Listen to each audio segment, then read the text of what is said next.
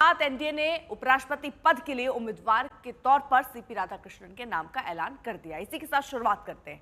अब नजर इंडिया गठबंधन की तरफ से लिए गए फैसले की है। इंडिया गठबंधन के उम्मीदवार पर अब तक सस्पेंस बना हुआ है। कुछ ही पलों में इंडिया ब्लॉक की बैठक होने जा रही है। माना जा रहा है कि इस बैठक में उपराष्ट्रपति चुनाव को लेकर फैसला किया जाएगा। विपक्ष को तय करना है कि वो राधाकृष्णन के नाम का समर्थन करेगा या उम्मीदवार उतारेगा। उधर एनडीए ने सीपी राधाकृष्णन के नाम का ऐलान कर एक तीर से कई शिकार किए।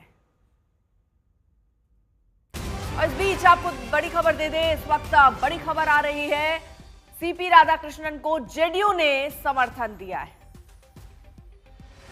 हालांकि एनडीए की तरफ से ही उम्मीदवार के तौर पर इन्हें चुना गया है। मुख्यमंत्री नीतीश कुमार ने ऐलान किया है और स्वाभाविक है, जो आपके सहयोगी हैं यानी एनडीए के जो सहयोगी हैं उनसे चर्चा हुई होगी, राय मशवरा लिया गया होगा। तो ये तो तय ही था कि जेडीयू का समर्थन सीपी राधाकृष्णन को रहेगा और इसका ऐलान नीतीश कुमार ने अब कर भी दिया है, क्योंकि ये बैठक हुई। कल ही संसदीय बोर्ड की बैठक खत्म हुई थी प्रधानमंत्री के नेतृत्व में और उसके बाद ही जेपी नड्डा ने बाकायदा एक प्रेस कॉन्फ्रेंस किया जिसमें उन्होंने ये जानकारी दी कि अब एनडीए की तरफ से उम्मीदवार उपराष्ट्रपति पद के सीपी राधाकृष्णन होंगे।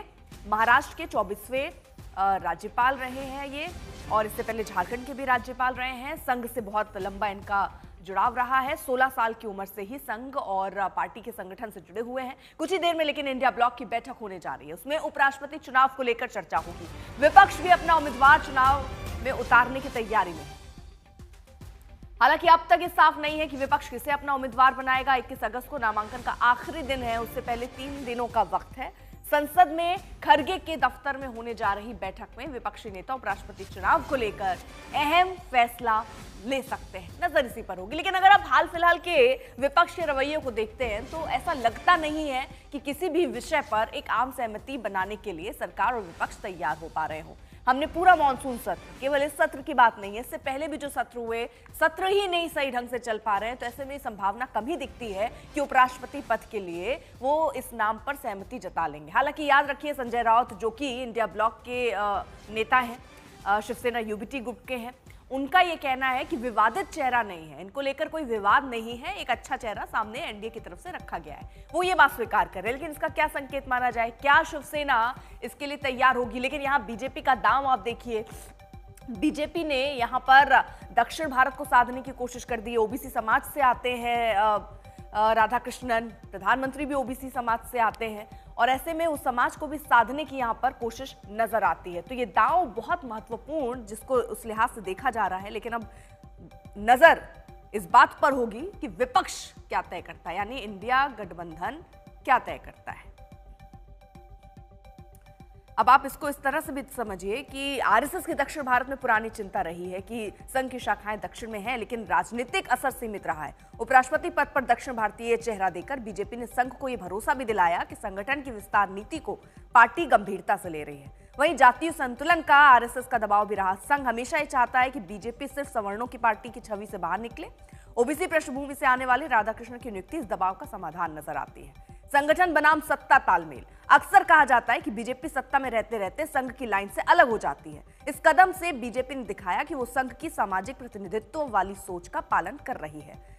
हिंदुत्व का दक्षिण विस्तार। संघ और बीजेपी दोनों के लिए दक्षिण भारत में हिंदुत्व की जड़ें मजबूत करना चुनौती है। राधाकृष्णन को ऊंचे पद पर बैठाना सांकेतिक रूप से साउथ में हिंदुत्व की मान्यता का संदेश है। भविष्य में रणनीति में भी एकता, 2026 जनगणना और 2029 लोकसभा चुनाव जैसे बड़े मोर्चे पर बीजेपी को संघ की पूर्ण मदद चाहिए। ऐसे में ये नियुक्ति संघ को हमारी पार्टी हमारी राय मान रही है वाला एक मैसेज देना भी जरूरी है।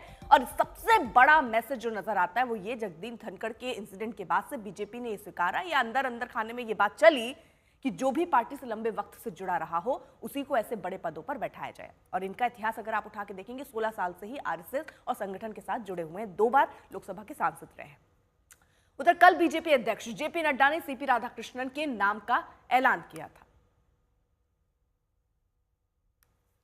और गहन रूप से चर्चा होने के बाद आज हम यहाँ पर आपको खुशी से ये बताना चाहते हैं और ये खुशखबरी देना चाहते हैं कि संसदीय बोर्ड की बैठक में जिसका नेतृत्व हमारे प्रधानमंत्री नरेंद्र मोदी जी की उपस्थिति में हुआ, उनके नेतृत्व में ये बैठक हुई। सभी पहलुओं पर चर्चा हुई और नामों पर विस्तृत रूप से जो पार्टी में एक्सरसाइज हुई थी उन सारे एक्सरसाइज के बारे में डेलिब्रेशन हुआ, सभी के साथ चर्चा हुई, सुझाव मांगे गए और उसके बाद फिर ये तय हुआ कि हमारे उपराष्ट्रपति के प्रत्याशी के रूप में हमारे महाराष्ट्र के राज्यपाल श्री CP राधाकृष्णन जी, चंद्रपुरम पुन्नासामी राधाकृष्णन जी, उनको हम NDA का प्रत्याशी बनाएंगे और वो NDA के प्रत्याशी के रूप में रहेंगे। CP राधाकृष्णन जी, जिन्हें हम चंद्रपुरम पन्नुसामी राधाकृष्णन के रूप से जानते हैं। मौसमी हमारे साथ हमारे सहयोगी इस वक्त जुड़ चुकी है। मौसमी, अब देखिए संभावनाओं पर ही बात हो रही है। आज बैठक भी होनी है इंडिया ब्लॉक की, उसमें कई तस्वीर साफ हो जाएगी, लेकिन क्या आसार नजर आ रहे हैं? अपना उम्मीदवार उतारेंगे या समर्थन दे देंगे? देखिए अर्पिता, जिस तरीके से रार चल रही है विपक्ष और सत्ता पक्ष के बीच में, पूरा मॉनसून सत्र इसी में वॉश आउट हो गया, तो मुझे नहीं लगता कि विपक्ष किसी भी तरह के तरीके से बैकआउट करेगा। और राहुल गांधी का खासतौर से जो आरएसएस के खिलाफ स्टैंड रहा है, लगातार आरएसएस पर हमला बोलते रहे हैं, और ऐसे में कांग्रेस की तरफ से तो ये क्लियर है कि कांग्रेस अपना एक सैद्धांतिक लड़ाई के रूप में, हालांकि आंकड़े सरकार के पक्ष में है, एनडीए के पक्ष में है, सैद्धांतिक रूप से वो अपना उम्मीदवार खड़ा करेगी। आज मल्लिकार्जुन खड़गे और तमाम नेता लगभग 10:15 साढ़े 10 बजे उनकी बैठक है, तमाम विपक्षी दलों के नेताओं की, इंडिया अलायंस के, और शायद उसमें ये भी चर्चा हो कि जो बीजेपी ने, एनडीए ने उम्मीदवार दिया है वो मंजूर है, नामंजूर है, और उसकी काट में ऐसा कोई उम्मीदवार दिया जाए जो घटक दलों को भी एनडीए के ना कहने में मुश्किल हो। इस तरह की एक पॉलिटिकल फाइट हम देखेंगे। मौसमी, तमाम जानकारी के लिए।